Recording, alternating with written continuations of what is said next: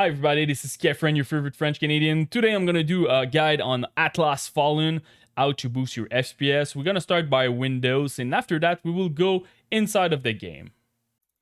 So now the best setting for Windows for gaming. So first of all, we're gonna search for game mode in the search bar. Make sure that game mode is activated for the past year. It's pretty good. You're getting a decent performance, and you're gonna make sure that all your resources are focused on the game that you're playing. For the Xbox game bar, I still recommend to deactivate this one, causing stuttering, crashing in some games. So I'm not a huge fan of the Xbox game bar. And for the capture, make sure that the background recording is at off, and also the recorded audio is at off. Another thing that I recommend, it's the hardware accelerated GPU scheduling. Make sure that you're searching for graphics setting. You will need an NVIDIA card, 1000 series or more recent. It will really help with bottlenecks. So if you have a 1050, 1050 Ti, 1060, even the 2060, you can expect a nice 2 to 5% boost. And also you can expect less stuttering when you're using that. So I really recommend to use that. Another thing that is really important, it's your driver. Make sure that you have the latest driver from AMD, NVIDIA, even Intel if you have an iGPU on your processor. So for an example here with AMD, you just click check for update and it's gonna show you if you have the latest one. You can do the same thing with NVIDIA. Another thing that I can recommend with the NVIDIA and AMD, they have an image scaling for the past a couple of months. From AMD, it's called Super Resolution, and for NVIDIA, it's NIS. I have dedicated video who's gonna show you how to use that and how to configure it. But to explain you quickly what it's about, so you need to enable this. So for example, I'm playing in 2K because my monitor is in 2K. I'm going inside of my game. I lower the resolution at 1080p, and the software will scale it back at 2K. And with this process, I can save 15-20% in my FPS. Also, you can do it if you have a 4K monitor and you want to do 1080p or 2K. You can expect a nice boost.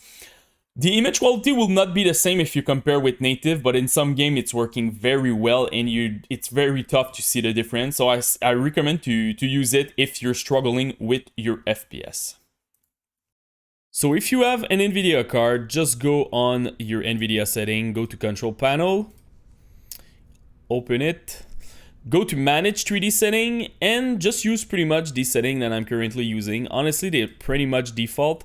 So the first one that you need to change is your low latency mode. If you have this technology, make sure that it's at on. The other one is if you want to lock your FPS. For an example, you have a 170 Hz monitor and you want to stay in your G-Sync range, you just put your FPS here at something like 167, something like that. You want to be under 170 Hz to always stay in your G-Sync range. So if you want to do that, it will do that for all your game. It's a global setting over there.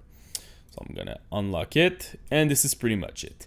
If you have access to the change ECC state, I recommend to uncheck it. This will slow your VRAM, so you don't want to use that.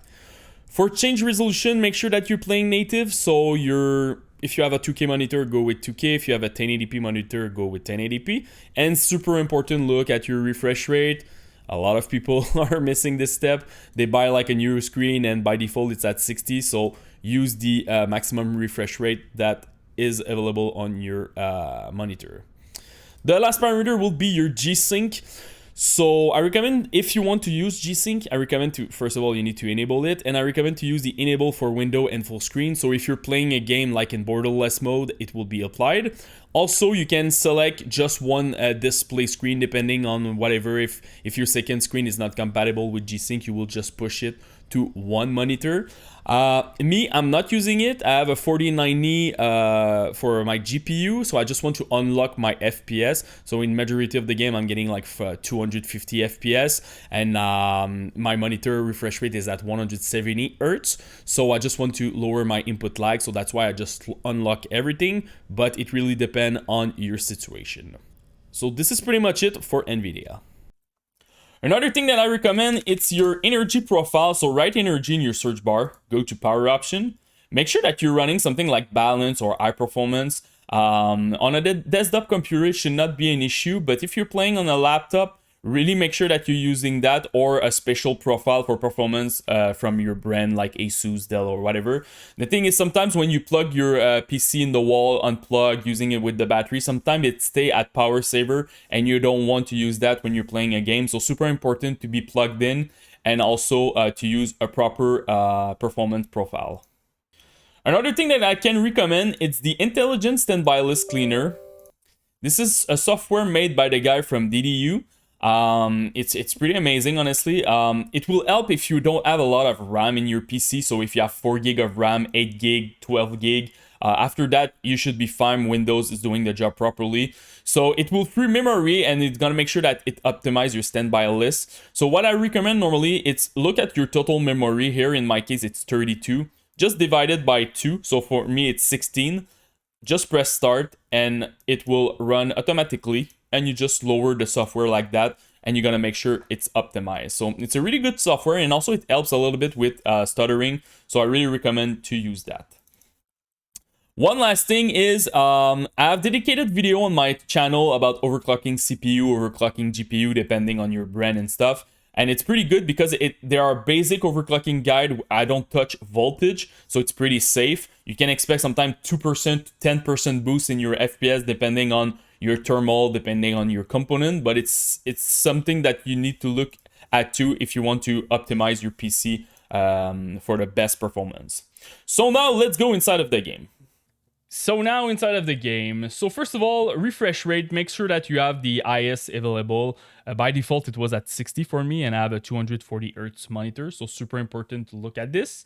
Full screen, make sure this one is checked. In borderless mode or window mode, I see a lot of stuttering, so don't use that. Make sure that you're using the native resolution of your monitor also. So if you have a 1440p monitor, 4K, 1080p, whatever, make sure that you're using your native.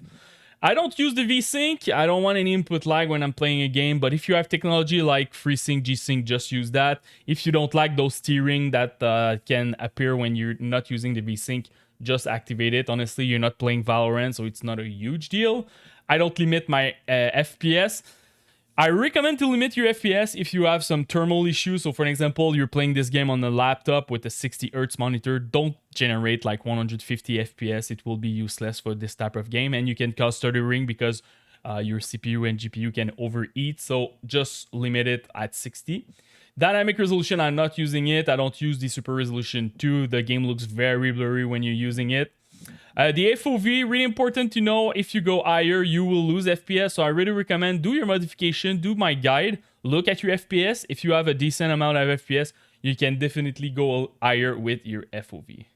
So first of all, for the slider, motion, blur intensity, bloom, lens flare, lens dirt, chromatic aberration, and depth of field. Just remove all of that. You can expect 7% boost in your FPS and a much more better visibility. So go like this. Sharpening, no impact on your FPS. So it's question of preference. If you feel that the game looks blurry, just go a little bit higher. If you feel that it's too much, you have too much sharpening, just go lower. Radial blur, just put minimum over here, so 0. Again, question of visibility. For texture quality, if you have 8 gig and more of VRAM, go with very high, 6 gig high, 4 gig medium, and less than 4 gig of VRAM on your GPU, go with low. After that, we're going to go to shadow. Shadow, it's pretty crazy. If I compare very high to low, you can expect 22% boost in your FPS. So if you need pure FPS, just go low with your shadow and you can expect a nice amount of FPS. Ambient occlusion, I recommend something like medium. You can expect 8% boost in your FPS. If you go at low, you will have 10% boost, but the game looks very flat. So that's why I recommend to go with medium. Volumetric quality, almost on par with ambient occlusion. If you look at the FPS, it's 10% if you go very high to low. Again, I recommend medium for a better visibility. You will lose 2% in your FPS, but it will look much better. And the last one is vegetation quality. Not a huge impact. It's like 2% for each bracket. So that's why if you don't have any struggle now after that you did all those modifications, go vegetation at high. If you're still struggling with your FPS, go at medium for sure. It will help to stabilize your FPS. If you have any question about this Atlas Fallen guide, go for it. Just comment with the, first of all, the spec of your computer, CPU, GPU, and RAM. I will try to help you the best that I can. And don't forget to subscribe to the channel. Peace.